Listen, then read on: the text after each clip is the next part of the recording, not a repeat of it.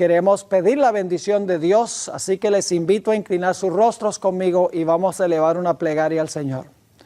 Padre Celestial, venimos a ti agradeciéndote porque eres un Dios de amor, un Dios de misericordia, un Dios que se preocupa por nosotros, un Dios que revela el futuro antes que suceda.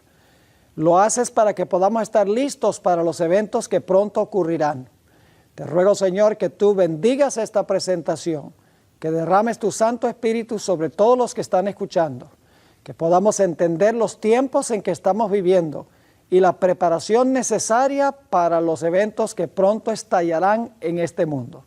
Gracias, Padre, por escuchar nuestra oración, pues te lo imploramos en el nombre de Jesús. Amén. Bueno, vamos a repasar primero lo que estudiamos en nuestro tema de esta mañana. Y también vamos a repasar un poco lo que estudiamos en el tema de anoche. Hemos estado estudiando la gran cadena profética. Nos dimos cuenta que en Daniel 7 tenemos un león, representa a Babilonia, el reino que gobernaba en los días de Daniel. Luego tenemos un oso. Cuando cae Babilonia se levantan los medos y los persas. Luego entonces tenemos un leopardo. Cuando caen los medos y persas se levanta Grecia. Luego tenemos una cuarta bestia espantosa y terrible, que es el Imperio Romano. Y luego a esa bestia le salen 10 cuernos. El Imperio Romano se dividió en 10 reinos. Y luego entonces se levantó un cuerno pequeño, que es Roma papal. Gobierna desde el año 538 hasta 1798, 1260 años. Pero al final de su periodo de dominio recibe una herida mortal con la espada. El poder civil que usaba para perseguir, ahora esa espada se lanza en contra del poder papal. Y por un tiempo cesa la persecución. La bestia está inactiva, no puede usar los gobiernos del mundo para perseguir. Pero según estudiamos en nuestro tema de esta mañana, la herida mortal de esta bestia se va a sanar. Y luego la bestia o el cuerno pequeño va a hacer lo que hacía cuando tenía dominio. Es decir, va a perseguir de nuevo y va a imponer por ley el cambio en la santa ley de Dios. Estuvimos estudiando en cuanto a la identidad de la bestia que tiene 2 cuernos como de cordero, pero habla como un dragón. Y nos dimos cuenta que esa bestia representa el país de los Estados Unidos de América, que se levanta en el mismo tiempo cuando la primera bestia recibe su herida mortal. Ahora, notamos en nuestro estudio esta mañana que los 2 cuernos representan 2 reinos que existen en los Estados Unidos. Esos 2 reinos son el reino civil, es decir, el gobierno civil, y el otro reino es el reino eclesiástico, lo que llamamos la iglesia. Es decir, que los 2 cuernos como de cordero, y son de cordero porque son los 2 reinos que reconoció Cristo, el Cordero de Dios, los 2 cuernos como de cordero representan la iglesia y el Estado, no juntos, sino separados. Ahora necesitamos preguntarnos si los fundadores de este país, de los Estados Unidos, reconocieron que en este país iban a existir 2 reinos, la iglesia y el Estado, no juntos, sino separados. Quiero comenzar diciéndoles que los fundadores constitucionales de los Estados Unidos no asistían regularmente a la iglesia, en realidad no eran muy religiosos, pero tenían un conocimiento de la Sagrada Escritura. Y ellos conocían lo que había pasado cuando la iglesia judía apeló a Pilato, el gobernante civil, para crucificar a Cristo. Sabían que la iglesia se había unido con el Estado y el resultado había sido la crucifixión de Cristo Jesús. Ellos también conocían que en el libro de Hechos de los Apóstoles, después de la muerte de Cristo, constantemente la iglesia judía apelaba al poder civil de Roma para castigar a los discípulos, a los apóstoles que estaban predicando el evangelio. Conocían muy bien la historia del libro de Hechos, que relata la historia de la iglesia desde el año 31 hasta casi fines del siglo I. Ellos sabían que la iglesia judía apóstata constantemente apelaba a los gobernantes civiles de Roma para coartar la predicación de los apóstoles. Los padres constitucionales de los Estados Unidos también conocían muy bien la historia de la iglesia durante los 1260 años. Ellos sabían que la iglesia papal se había unido con el poder civil para perseguir a los que no estaban de acuerdo con la iglesia.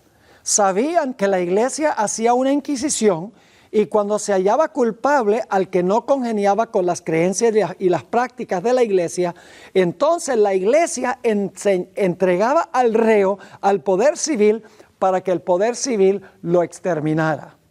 Los padres constitucionales de los Estados Unidos también entendían muy bien la historia de los Estados Unidos en la época colonial. En la época de la colonia, cuando vinieron los peregrinos a los Estados Unidos, encontramos que ellos se trajeron los malos hábitos de Europa. Solamente las personas que pertenecían a la iglesia establecida de la colonia podían ocupar un puesto en el gobierno.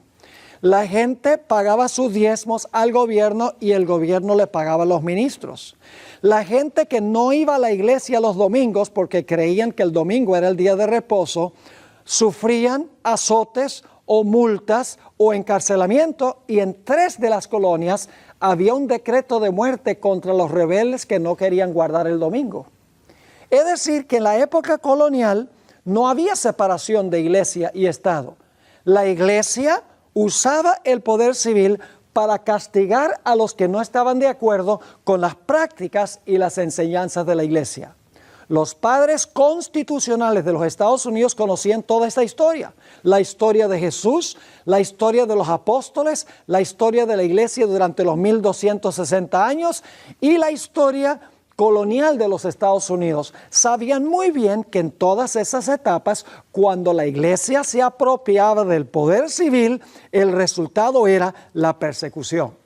Y por esa razón los padres constitucionales de los Estados Unidos dijeron: nosotros vamos a establecer una nación a donde no se repita esta historia que se realizó con Jesús, con los apóstoles, durante los 1260 años y en la época colonial de los Estados Unidos. Vamos a establecer un gobierno radicalmente distinto. Vamos a establecer una nación a donde reconocemos que existe legítimamente la iglesia y existe legítimamente el Estado. Pero el Estado debe gobernar en asuntos civiles y la iglesia debe gobernar en asuntos religiosos. La iglesia no puede usar el poder civil, ni el poder civil puede usar tampoco a la iglesia. Una separación de iglesia y Estado. 2 reinos en una misma nación, la iglesia y el Estado. Y así fue que en el año 1776 se firmó la Declaración de Independencia de los Estados Unidos. En esa declaración, una de las frases dice que toda persona fue creada igual y tienen ciertos derechos inalienables que nadie les puede quitar. Y entre esos derechos están el derecho a la vida, el derecho a la libertad y el derecho a la búsqueda de la felicidad. Y luego en el año 1787 se ratificó la Constitución de los Estados Unidos. Y esa Constitución básicamente garantizó que el pueblo se podía gobernar a sí mismo a través de sus representantes. Un gobierno del pueblo, para el pueblo y por el pueblo. Y luego en el año 1791 se ratificaron las primeras 10 enmiendas a la Constitución. Se conoce en inglés como Bill of Rights o el Acta de Derechos. Son parte de la Constitución. Y en estas 10 enmiendas se garantizó la libertad civil y la libertad religiosa. Separación de iglesia del Estado.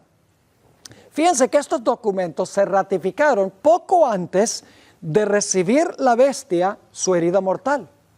Nuevamente, la Declaración de Independencia fue en el 1776. La Constitución fue en el año 1787. Y el Acta de Derechos o el Bill of Rights se ratificó en el año 1791. Y luego la primera bestia que se levantó del mar recibió una herida mortal poco después, en el año 1798. Es decir, cuando estaba por caer la bestia que se levantó del mar, esa bestia que iba a recibir una herida mortal, cuando estaba por recibir la herida mortal, la otra nación estaba proclamando su libertad y estaba por levantarse para gobernar en el mundo. Los padres constitucionales reconocieron la existencia de dos reinos en esta nación. Un reino, el poder civil, y el otro reino, el poder religioso o la iglesia. Ellos creían que a cada uno de esos Dios les dio una espada. A la iglesia le dio la espada del Espíritu, que es la palabra de Dios. Dios le dio a la iglesia su espada, que es la Biblia, y esa espada se usa predicando el Evangelio de Cristo. También creían que al poder civil Dios le dio una espada, y esa espada representa el derecho que tiene el gobierno de castigar violaciones del Código Civil. Es decir, la iglesia tenía su espada, la Biblia, y el Estado tenía su espada, la capacidad de castigar violaciones del Código Civil. Durante la Edad Media, todos los asuntos civiles eran decididos por el rey. Si el rey decía, salta, la gente decía, cuán alto.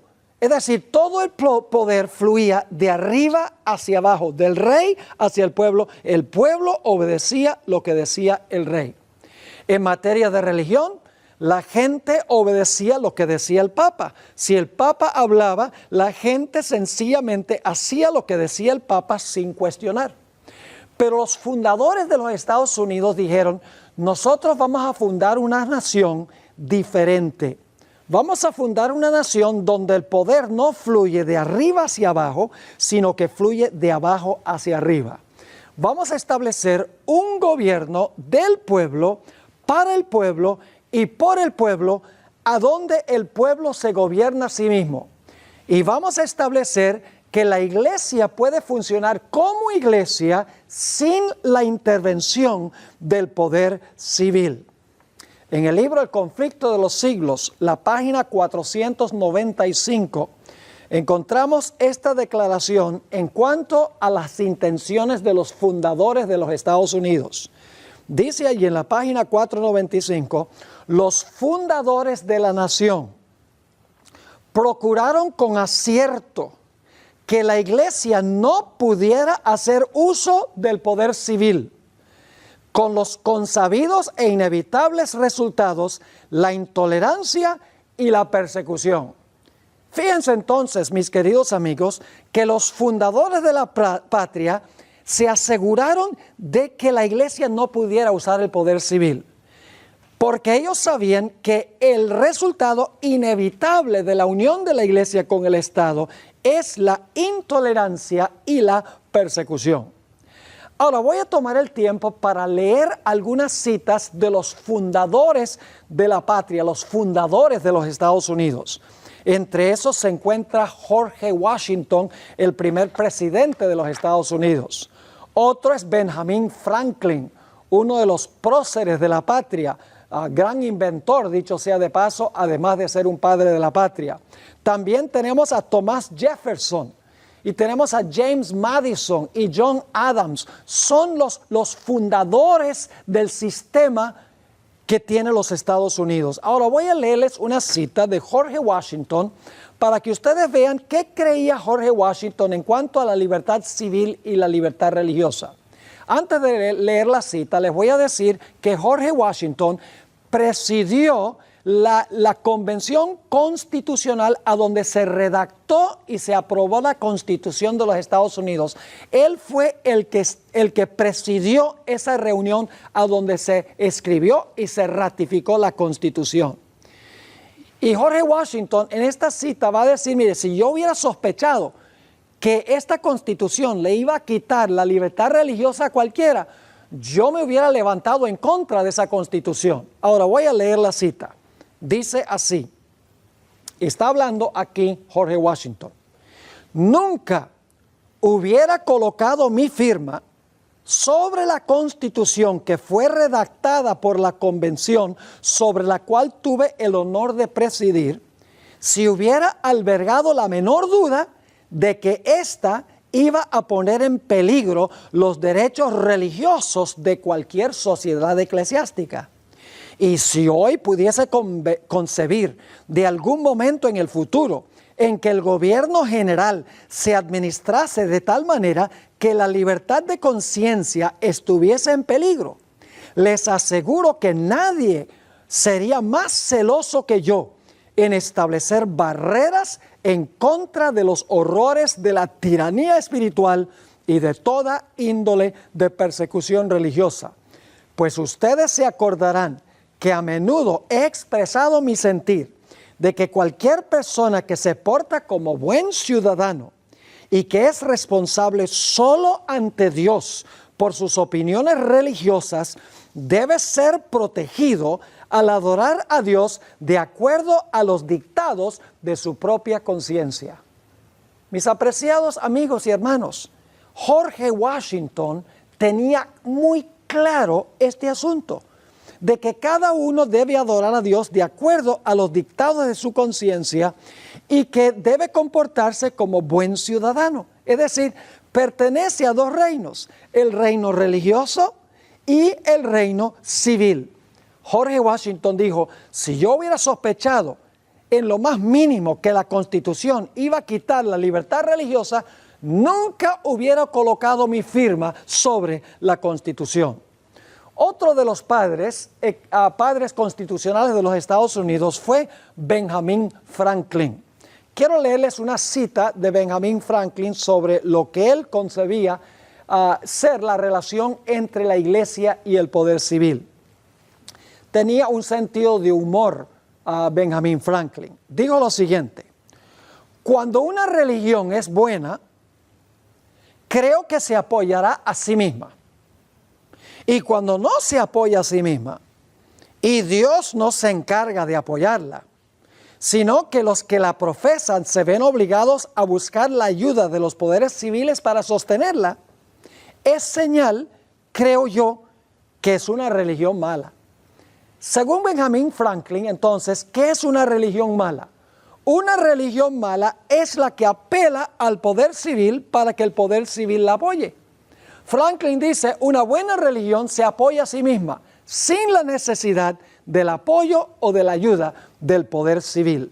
Benjamin Franklin reconoció que hay dos reinos, el poder religioso y el poder civil, separados, donde uno no interfería con el otro. Ahora hablemos un poco de Thomas Jefferson.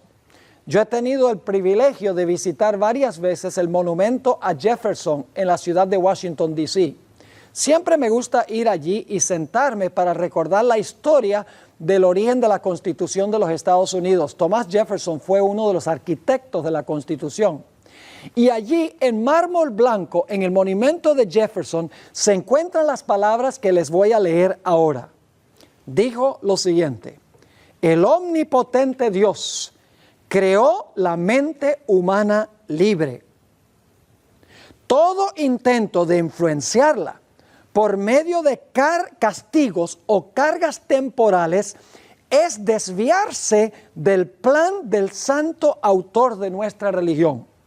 Ninguna persona se verá obligada a frecuentar o a apoyar ningún ministerio o culto religioso, ni sufrirá por causa de sus opiniones o creencias en materia de religión, sino que todos tendrán la libertad de profesar y defender por la argumentación sus propias opiniones en materia de religión. Noten nuevamente que Thomas Jefferson está diciéndonos que hay una separación entre la iglesia y el Estado. Dios creó la mente humana libre. El poder civil no puede obligar a la gente a frecuentar o apoyar ningún ministerio o culto religioso. Las opiniones y creencias en materia de religión son asunto personal del individuo. El poder civil no puede interferir. Nuevamente, separación de la iglesia del poder civil. dos reinos en una misma nación, no juntos, sino separados. Jefferson en otra ocasión dijo, solo el error necesita el apoyo del Estado. La verdad se puede sostener por sí misma. Fíjense que dice, solo el error necesita el apoyo del Estado. La verdad se puede sostener por sí misma. En otra ocasión, Thomas Jefferson hizo esta declaración: los poderes legítimos del gobierno se limitan tan solo a las acciones que le causan daño a los demás. Es decir, el gobierno tiene que proteger a la gente de hacerle daño a ellos.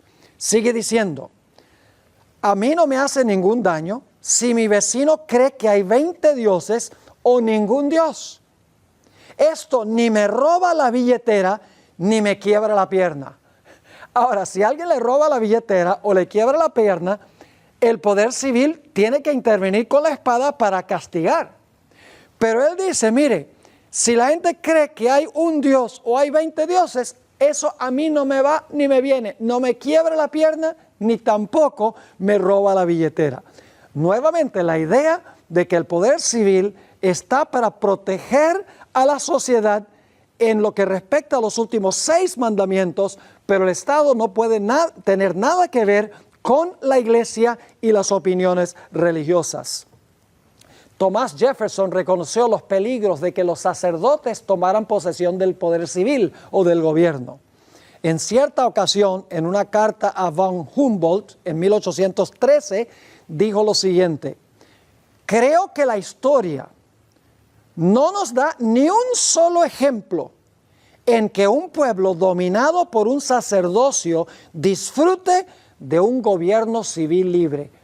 Fíjese, dice, cuando los sacerdotes están dominando el poder civil, el resultado es que no hay libertad civil y tampoco libertad religiosa. En otra ocasión, a Thomas Jefferson, en otra carta que le escribió a H. Spafford en 1814, dijo lo siguiente: en todos los países y en todas las eras, el sacerdote ha sido hostil a la libertad. Siempre se alía el sacerdote con el déspota, apoyando sus abusos a cambio de su protección. Los padres constitucionales de los Estados Unidos claramente, mis apreciados amigos, creían en la separación de la iglesia del poder civil. En materia de religión, cada individuo puede tener sus propias opiniones y las puede defender. En materia civil, el propósito del poder civil es proteger la propiedad, proteger a los padres, proteger el matrimonio, proteger la vida, proteger la reputación. Es decir, el propósito del gobierno es proteger las relaciones entre ciudadanos, pero el poder civil no puede dictar lo que una persona cree en materia de religión ni lo que practica en materia de religión. Ahora, hay una asociación en 1802, la Asociación Bautista de Danbury, que le escribió una carta a Jefferson y en esta carta le pidió que explicara cómo era que la Constitución iba a proteger las opiniones religiosas de la gente. Thomas Jefferson les contestó esta pregunta en la siguiente declaración.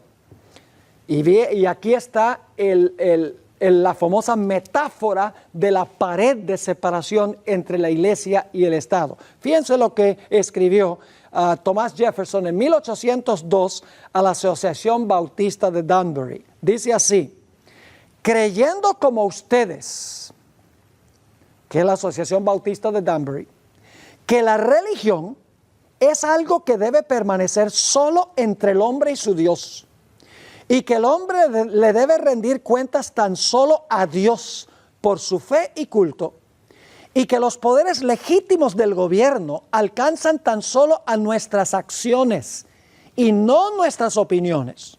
Yo contemplo con soberana reverencia el acta de todo el pueblo americano que declara que la legislatura no debe redactar ninguna ley que tenga que ver con el establecimiento de religión, ni que prohíba el libre ejercicio de ella, edificando así un muro de separación entre la iglesia y el Estado. Qué claro fue Thomas Jefferson en su concepto de la relación entre la iglesia y el Estado. Él declaró que debe haber un muro de separación entre la iglesia y el Estado, radicalmente diferente que lo que había pasado con el papado durante los 1260 años. En ese tiempo la iglesia usaba la espada del poder civil para castigar opiniones religiosas. Los padres constitucionales de los Estados Unidos dijeron, no va a ser aquí en esta nueva nación, de esa forma. Vamos a separar la iglesia del poder civil. 2 cuernos como de cordero, los 2 reinos que reconoció Jesús en una sola nación, sin dejar que la iglesia usara el Estado, ni que el Estado interfiriera con la iglesia. Ahora, hablemos un poco de James Madison. Se conoce como el padre de la Constitución, porque fue el individuo que tuvo más que ver con redactar la Constitución de los Estados Unidos. Voy a leerles algunas citas de él para que ustedes vean que este padre constitucional tenía el mismo concepto. Dice allí, en una de las citas de Jaime Madison, lo siguiente: no veo ni una sombra de bien en que el gobierno general, es el gobierno federal, se entrometa con la religión. Dice, no veo ni la sombra de bien que el gobierno federal se meta en la religión. Dice, aún la más mínima interferencia del gobierno general en la religión sería una usurpación descarada. Puedo apelar a mi conducta uniforme en este asunto, que siempre he apoyado cálidamente la libertad religiosa. Fíjense, ni una sombra de bien en que el gobierno general se entrometa en la religión. La más mínima, dice él, interferencia sería una usurpación descarada por parte del gobierno. En otra cita, una carta a Edward Livingston en julio 10, 1822, encontramos que Jaime Madison declaró lo siguiente: le estamos enseñando al mundo la gran verdad que los gobiernos pueden existir mejor sin reyes y nobles que con ellos. Y luego dice, el mérito se duplica por la otra lección que nos enseña, y es que la religión florece con mayor pureza sin la ayuda del gobierno, más bien que con su ayuda.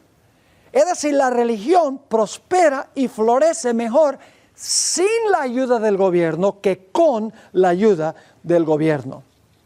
A veces yo le pregunto a la gente, oye, ¿a cuántos reinos perteneces tú? Y la gente dice, bueno, yo pertenezco a un reino, soy ciudadano de los Estados Unidos. Y yo le digo, no, tú vives en los Estados Unidos, pero tú perteneces a 2 reinos en esa misma nación. Y me dicen, ¿cómo es eso? Y entonces les digo, mira, en primer lugar, tú perteneces al reino de Cristo, perteneces a la iglesia y llegaste a unirte a ese reino por el bautismo. Pero también eres ciudadano de los Estados Unidos, del poder civil de los Estados Unidos. Es decir, tú eres ciudadano de la iglesia por el bautismo, por el nacimiento, por el nuevo nacimiento, y también eres miembro del Estado por el nacimiento que tuviste en ese país. Es decir, cada persona que es ciudadano de los Estados Unidos, que nació aquí, y cada persona que se bautizó y se unió a la iglesia, es miembro de 2 reinos en una misma nación. Ahora, permítame hablarles por un momento en cuanto a John Adams, otro de los padres constitucionales. En 1797, solo un año antes de que la bestia recibiera su herida mortal, se aprobó una ley en el Senado de los Estados Unidos que se conoce como el Tratado de Trípoli. Y en este Tratado de Trípoli, una porción decía esto: el gobierno de los Estados Unidos en ningún sentido está fundado sobre la religión cristiana. Fíjense qué interesante esta declaración. El gobierno de los Estados Unidos en ningún sentido está fundado sobre la religión cristiana. Y a algunos no les gusta esa idea. Dicen, oh no, los Estados Unidos fue fundada sobre la religión cristiana. Eso sería inconstitucional, sería una violación de lo que enseñaron los padres constitucionales. Porque favorecer a la religión cristiana es establecer religión. Establecer una religión por encima de las otras religiones. Y los padres constitucionales sencillamente dijeron que el gobierno civil no puede tener nada que ver con religión. Es interesante que este Tratado de Trípoli fue llevado al Senado de los Estados Unidos en mayo de 1797. Ahí en el Senado se leyó en voz alta. No solo eso, sino que a cada senador se le dio una copia escrita del tratado. Se votó el Tratado de Trípoli unánimemente en el Senado. No hubo ni un solo voto en contra. Y luego se publicó también en los periódicos de Filadelfia y los periódicos de Nueva York, y no hubo ni un ápice de protesta de parte de nadie. El Senado lo aprobó unánimemente y la gente, cuando lo leyó en el periódico, dijo, esto está perfectamente bien. Ahora, los Estados Unidos no se fundó sobre la religión cristiana. Los Estados Unidos es más bien una nación que tiene una mayoría de cristianos. No significa que los Estados Unidos están en contra de la religión. No, pero el gobierno de los Estados Unidos sencillamente significa que no favorece una religión por encima de otra religión. Porque la Constitución separa la iglesia del poder civil. Ahora, hablemos por unos momentos de la primera enmienda a la Constitución de los Estados Unidos. La primera enmienda consiste de 3 cláusulas. Las primeras 2 cláusulas tienen que ver con religión y la tercera cláusula tiene que ver con derechos civiles. Fíjense que en la primera enmienda está la libertad religiosa y la libertad civil. La primera enmienda a la Constitución, que es parte de la Constitución, dice lo siguiente: el Congreso no hará ninguna ley, porque el Congreso redacta las leyes. El Congreso no hará ninguna ley con respecto al establecimiento de religión. Esa es la primera cláusula. El gobierno, a través del Senado, del Congreso, no puede redactar ninguna ley que tenga que ver con religión. Pero hay más. La segunda cláusula de la primera enmienda, después de decir el Congreso no hará ninguna ley con respecto al establecimiento de religión, la segunda cláusula dice ni que prohíba su libre práctica. Es decir, el Congreso no puede redactar ninguna ley que establezca alguna observancia religiosa o establezca una iglesia por encima de otra o una religión encima de otra. El Congreso no puede redactar ninguna ley que establezca religión en ningún sentido de la palabra, ni tampoco puede establecer una ley que prohíba que la gente practique su religión. Permítame darles un ejemplo para que puedan entender lo que significan las primeras 2 cláusulas de la primera enmienda. Supongamos que el Congreso de Estados Unidos redactara una ley que dijera que todos los habitantes de los Estados Unidos tienen que guardar por ley el domingo como día de reposo. Yo pregunto, ¿sería eso constitucional o sería inconstitucional? Claramente sería una violación de la primera enmienda, porque la primera enmienda dice que el Congreso no puede hacer ninguna ley que establezca alguna observancia religiosa. Y establecer el domingo como el día de reposo sería el Congreso hacer una ley para establecer religión, que está prohibido por la Constitución. Ahora, supongamos que el Congreso redactara una ley que prohíbe que la gente guarde el sábado. ¿Sería esa ley constitucional o sería inconstitucional? Mis queridos amigos y hermanos, no cabe duda que esa ley sería inconstitucional, porque la segunda cláusula de la primera enmienda dice que no puede el Congreso redactar ninguna ley que prohíba que la gente practique su religión. Es decir, el Congreso no puede hacer una ley de que todos tienen que guardar el domingo o que prohíba la observancia del sábado. Porque las primeras dos enmiendas claramente le prohíben al Congreso hacer una ley que establezca alguna observancia religiosa o que prohíba que la gente practique libremente su religión. Es decir, claramente los dos cuernos como de cordero que tenía esta bestia sobre su cabeza representa dos reinos en una misma nación. El primer reino es el poder civil, el gobierno. El segundo cuerno representa la iglesia, el poder religioso. Y los padres fundadores de la patria dijeron, el Congreso no puede hacer ninguna ley, el gobierno no puede hacer ninguna ley que imponga religión o que prohíba que la gente practique su religión.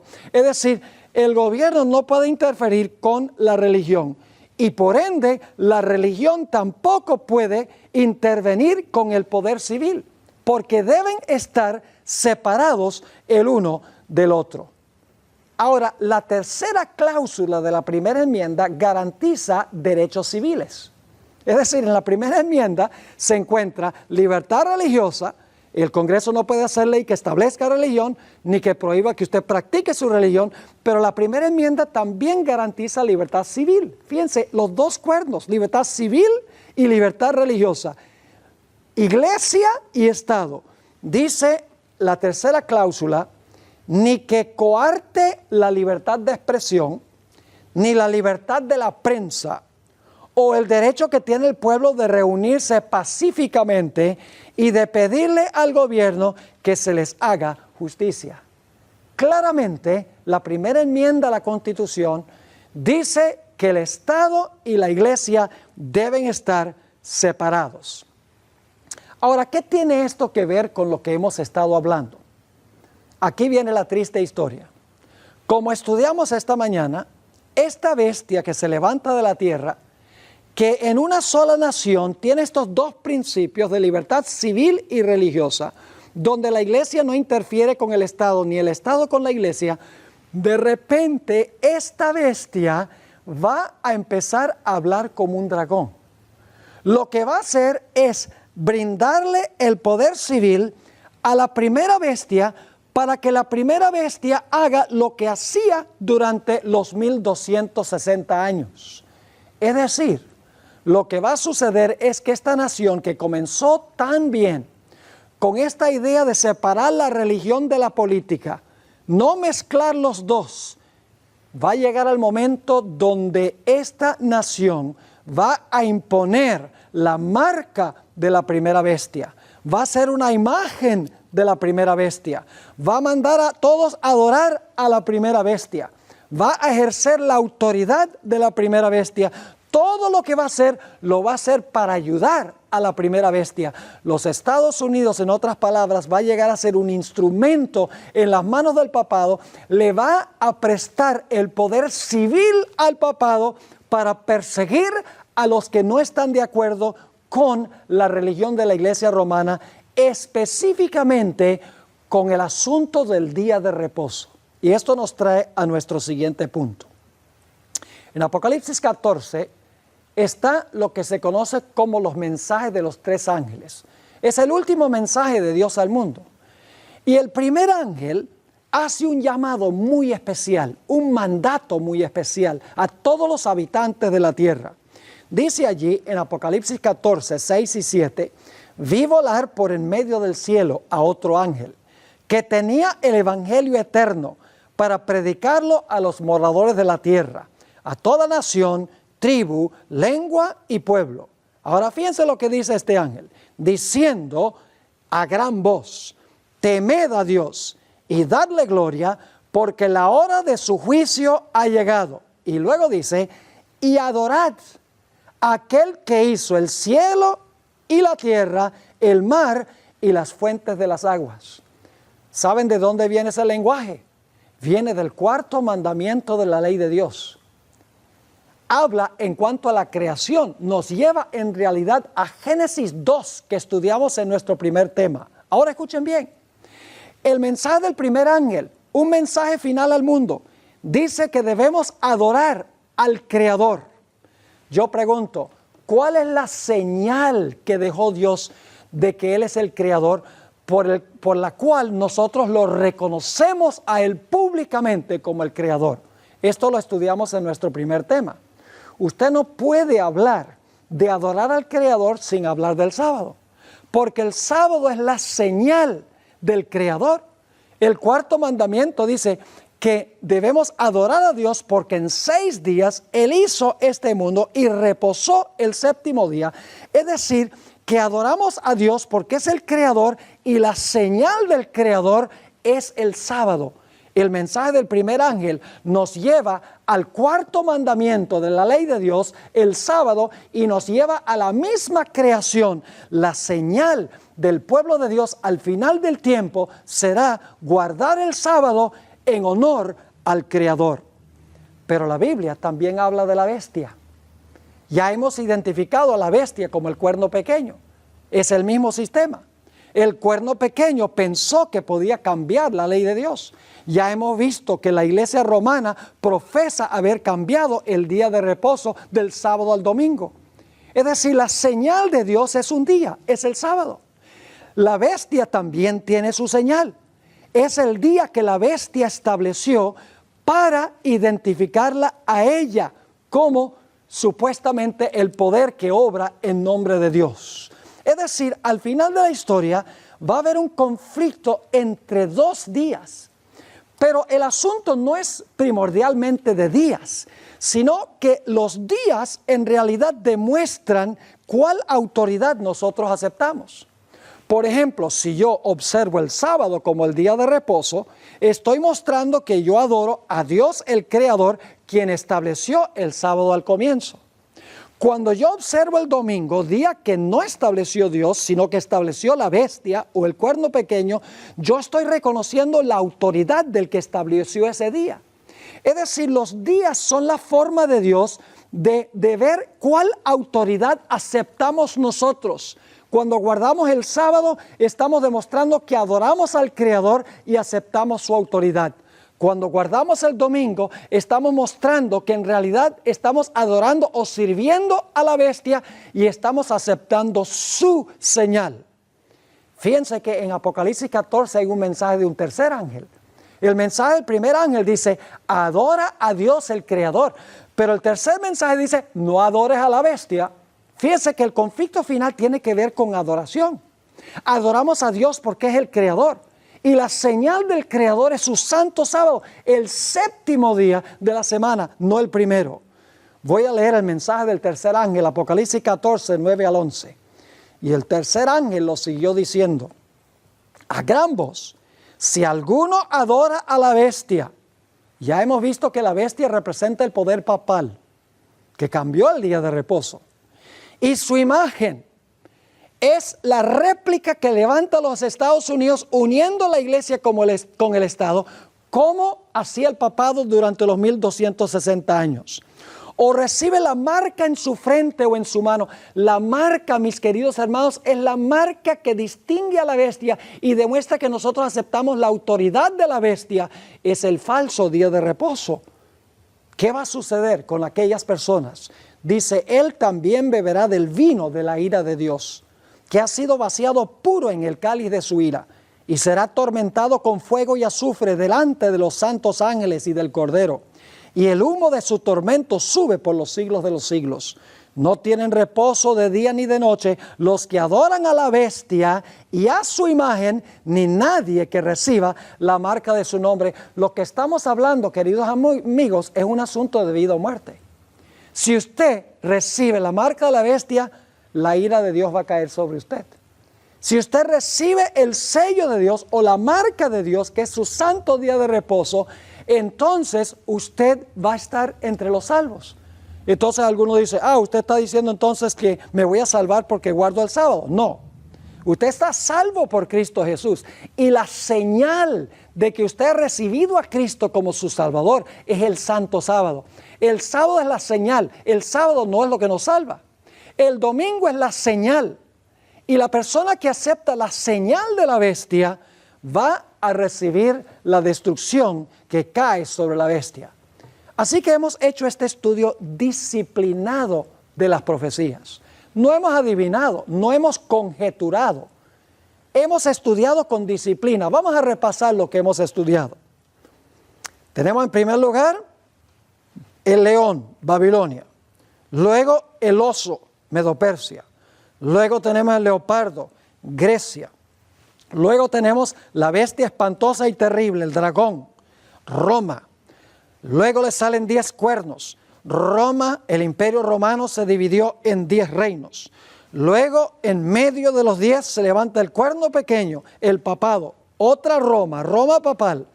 Gobierna por 1260 años, persigue a los santos, cambia la ley de Dios, blasfema contra Dios, gobierna durante un periodo de 1260 años y al terminar ese periodo recibe una herida mortal con la espada.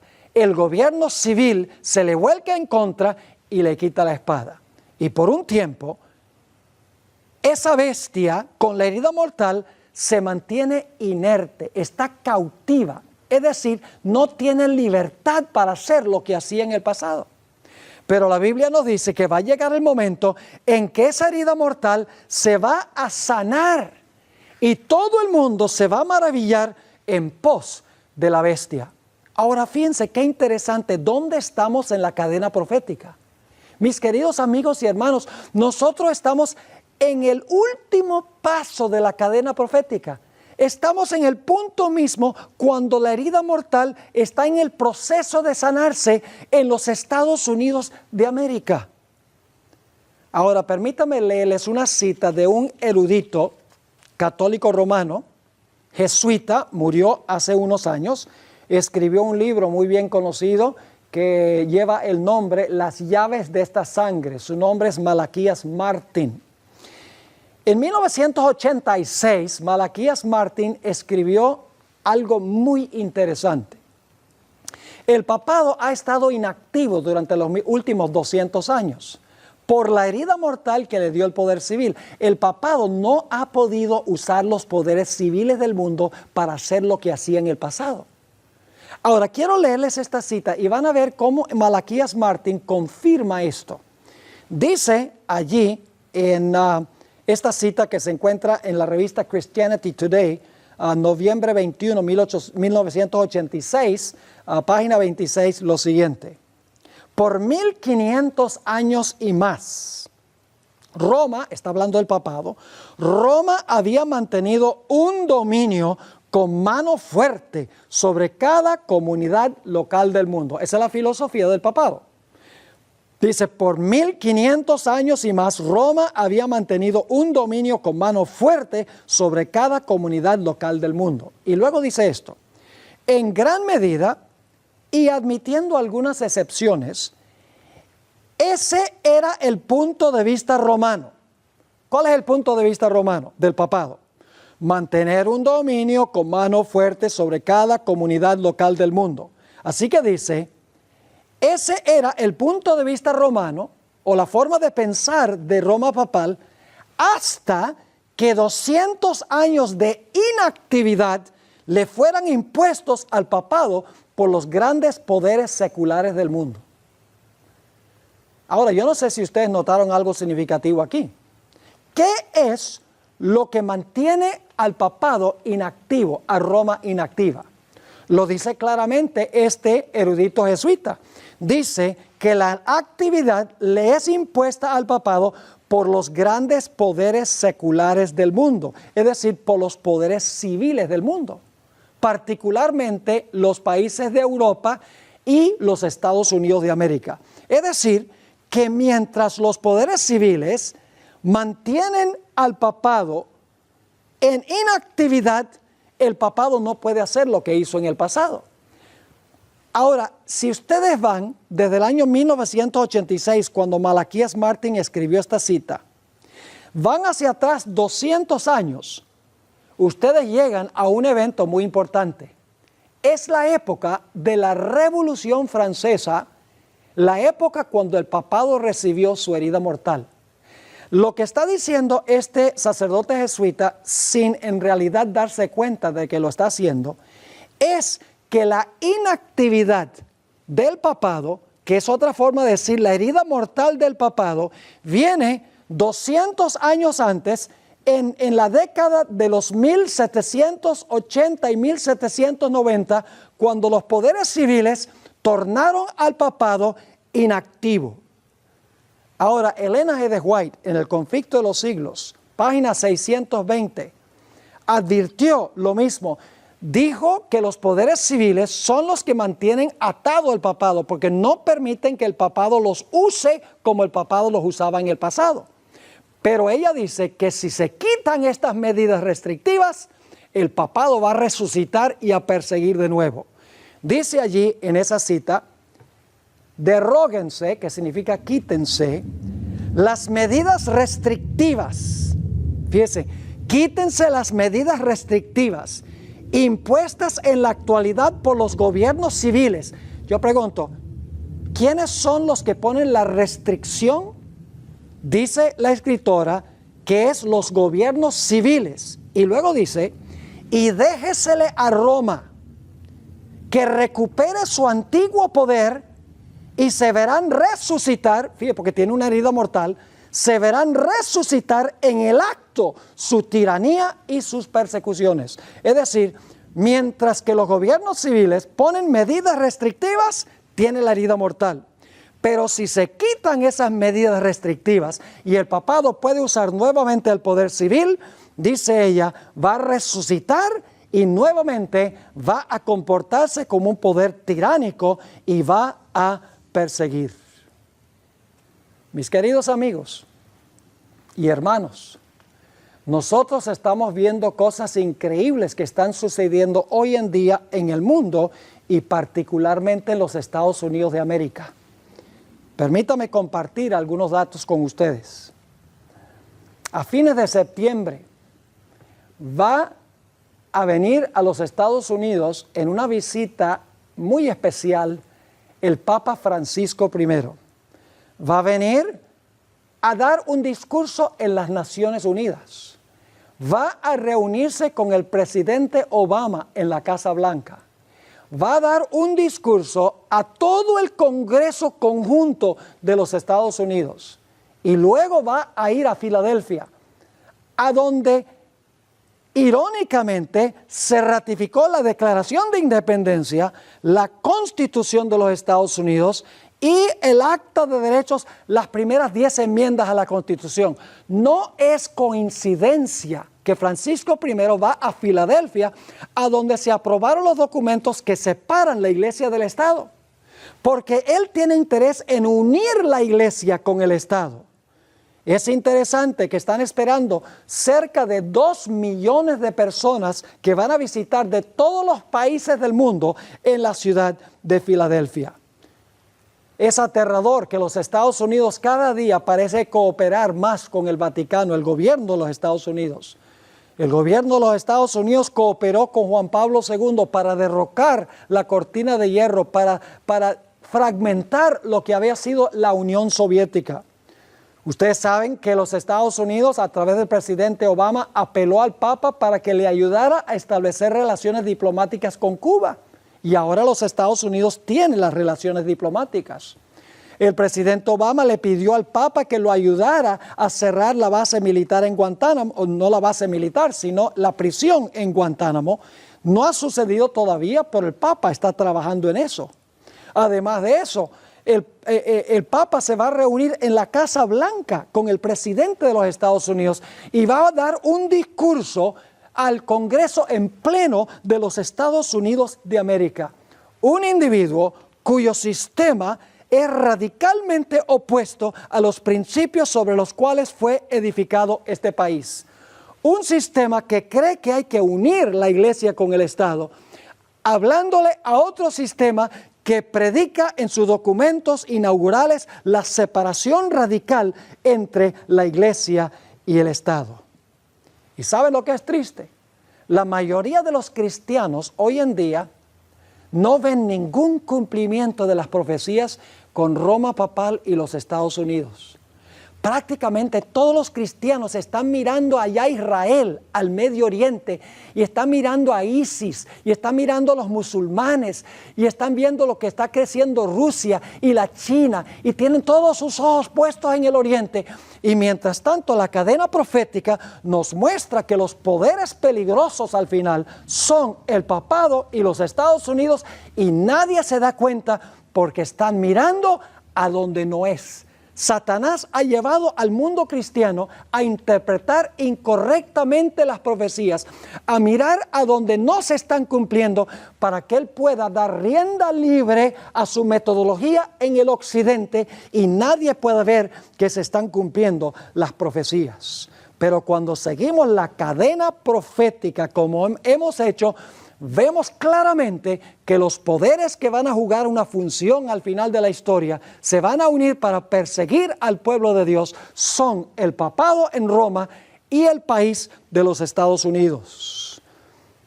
Ahora, ¿saben algo interesante? Todo el mundo admira a Francisco I. Cada vez que él se aparece, centenares de miles y millones de personas lo siguen y lo admiran. Se han hecho encuestas. Más del 90% de personas en muchos países admiran a Francisco I. Y como les mencioné, van a ir millones de personas a Filadelfia. Nosotros tenemos de parte de nuestro ministerio planes de ir con varias personas para repartir un DVD especial para esa ocasión sobre el sábado y sobre los peligros que representa este sistema. Ahora, quiero que noten ustedes un versículo muy importante en Juan 17:14. Aquí está hablando Jesús en cuanto a sus discípulos. Está orando a su Padre y dice en cuanto a sus discípulos: yo les he dado tu palabra y el mundo los aborreció, porque no son del mundo, como tampoco yo soy del mundo.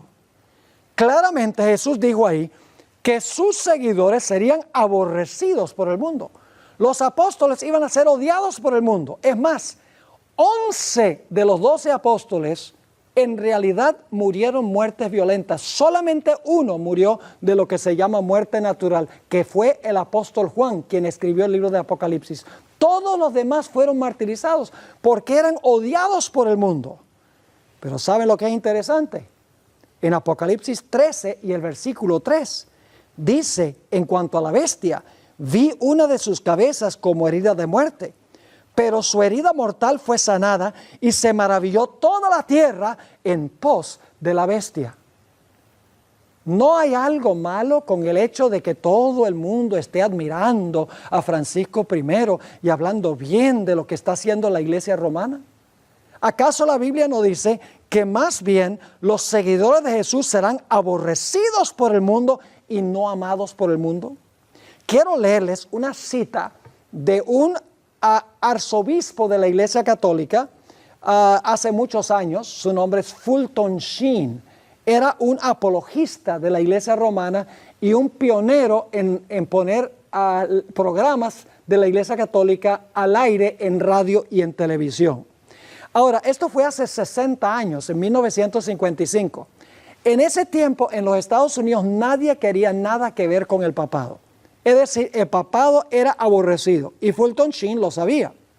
Y por lo tanto es interesante lo que dijo Fulton Sheen en 1955, cuando en los Estados Unidos el papado no era admirado.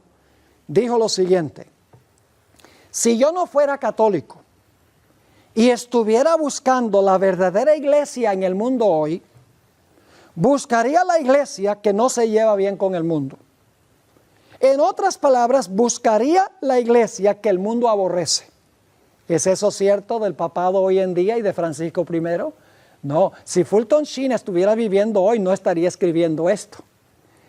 Sigue diciendo, si yo no fuera católico y estuviera buscando la verdadera iglesia en el mundo hoy, buscaría la iglesia que no se lleva bien con el mundo. En otras palabras, buscaría la iglesia que el mundo aborrece. Mi razón en hacer esto sería que si Cristo está presente en alguna de las iglesias del mundo actual, entonces debería ser odiado, así como lo fue cuando anduvo sobre la tierra en la carne. Si usted desea descubrir a Cristo hoy, entonces busque la iglesia que no se lleva bien con el mundo. Busque una iglesia que es aborrecida por el mundo, así como Cristo fue aborrecido por el mundo. Pero la Biblia dice que la iglesia romana, todo el mundo se maravillará en pos de esta iglesia. Obviamente hay algo que no anda bien aquí. Ahora permítame mencionar al terminar que el Papa Francisco I y antes que él Juan Pablo II enfatizaron mucho la importancia de observar el domingo como día de reposo. Francisco I publicó recientemente una encíclica que se llama Laudato Si. Y básicamente en esa encíclica él presenta lo que ha presentado desde el comienzo de su pontificado. Y es que el domingo se debe apartar como un día especial para que la familia se pueda reunir y la familia pueda ir a misa y asistir a la iglesia y la familia pueda renovar las relaciones unos con otros. También ha enfatizado que el domingo se debe guardar como un día especial para darle un descanso al medio ambiente, para tratar de aliviar el problema del cambio climático. Y finalmente ha dicho que el domingo se debe apartar como un día especial para que los pobres que trabajan tan duramente puedan tener un día de reposo, porque la vida no consiste en sencillamente trabajar. Ahora, yo quiero decirles, lo que él está diciendo es loable. ¿Quién diría que no sería bueno tener un día donde la familia pueda reunirse para ir a la iglesia? ¿Quién diría que en realidad no sería bueno darle al medio ambiente un descanso un día a la semana? ¿Quién diría que no es bueno que los patrones le den un día de descanso a las personas menos afortunadas? Estamos de acuerdo con que debe haber un día en que se realice todo esto. El problema es muy sencillo. El día que Francisco I dice que se debe apartar es el primer día de la semana, el domingo. El día está equivocado. Es el día que la iglesia romana cambió. Y él dice, el domingo es que hay que hacer esto. La Biblia dice, no, es el sábado el día cuando se le debe dedicar a la familia. Es el sábado cuando se debe descansar el medio ambiente. Es el sábado cuando se le debe dejar descansar a los pobres, a los que trabajan para que puedan reposar un día. Inclusive las bestias deben reposar ese día. Pero no es el domingo, es el sábado. Así que mis queridos hermanos y amigos, la crisis final será en cuanto a quién sigue usted, a quién sirve usted. Si usted guarda el sábado, es un anuncio público que usted reconoce a Dios el Creador y acepta su autoridad. Si usted guarda el domingo, usted está diciendo, yo sigo y yo adoro o me maravillo en pos de este sistema que estableció el domingo como día de reposo y acepto la autoridad del que cambió el día. La crisis final es muy sencilla. La crisis final tiene que ver con cuál autoridad acepta usted. Y esa autoridad se demuestra por el día que usted guarda. Por esa razón es que en la Biblia se nos dice que si alguien pertenece a este sistema de la bestia o pertenece al protestantismo apóstata que enseña que se debe guardar el mismo día, Dios hace un llamado y dice, salid de ella, pueblo mío, para que no seáis partícipes de sus pecados y no recibáis de sus plagas. Es mi anhelo y mi oración al concluir esta serie, mis queridos amigos y hermanos, que cada uno de nosotros reflexionemos seriamente y tomemos la decisión de que vamos a guardar el santo sábado del Señor de esta manera, adorando al Creador, demostrando que aceptamos su autoridad y que vamos a proclamarle al mundo cuál es el punto de contención al final para que todos los seres humanos tengan la oportunidad de tomar una decisión de seguir a Dios y rechazar la bestia, su imagen y su marca. Que Dios les bendiga y les ayude a decidir correctamente. Oremos. Padre Celestial, te damos gracias por la claridad de las profecías. Padre, te damos gracias porque tú no has dejado dudas en cuanto a lo que está pasando. Has demostrado todo el curso de la historia, desde Babilonia hasta el final de la historia, sin ninguna interrupción, para que podamos saber a dónde estamos en el curso de la historia a cada instante. Vemos que en la cadena estamos en el puro final, cuando la herida mortal se está sanando, cuando los Estados Unidos está cooperando con el papado y ayudándole al papado a recuperar su poder. Padre Celestial, te ruego que nos des la valentía de ponernos de tu lado. Si estamos en el lado de la bestia, ayúdanos a tomar la decisión de cambiar de lado a tu lado. Y ayúdanos, Señor, a proclamar estas cosas al mundo para que el mundo pueda saber. Gracias, Padre, por escuchar nuestra oración, pues te lo imploramos en el precioso nombre de Jesús. Amén. Hermanos y hermanas, Dios les bendiga. Fue un placer estar con ustedes. Voy a grabar el último tema esta semana, lo voy a mandar al pastor y se va a transmitir allí en la iglesia de Springville el próximo sábado en el culto. Dios les guarde y les bendiga y les conceda su paz.